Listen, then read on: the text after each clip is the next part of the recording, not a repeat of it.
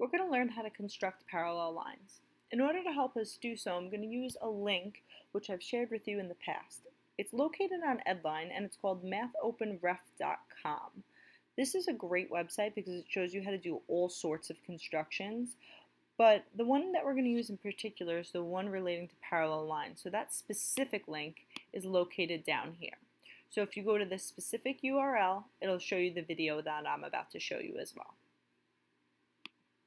This is how the screen will look. This is the starting point of the video. It's constructing parallel through a point.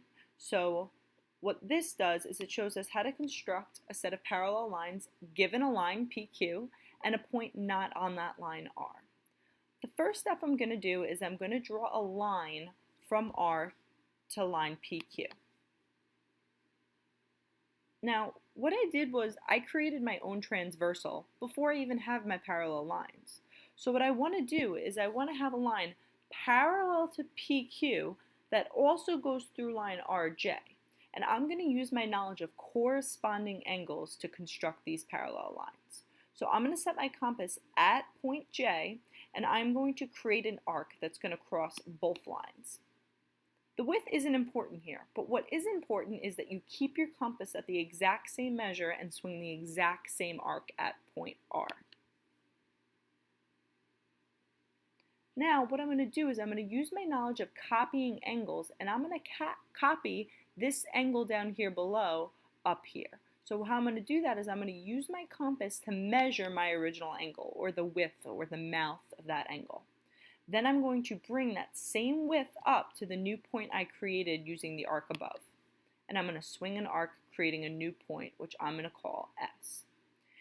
Now, if I draw a straight line using my straight edge through RS, I constructed a line parallel to PQ. PQ and RS are parallel. The two angles that I used to create them are corresponding. And we know that corresponding angles of parallel lines are congruent. So we use that knowledge to make this construction. This construction is going to be important because we're going to be talking about a lot of different shapes which have opposite sides which are parallel. We call them parallelograms, but we're going to learn about specific types next week. I know this construction can be complicated, and feel free to visit the website and watch it as many times as you want on the video. Also, if you go to the URL and scroll down, you'll notice this link here. It says printable step-by-step instructions. If I click on this blue URL, it's going to bring me to actual step-by-step instructions of the construction we just completed.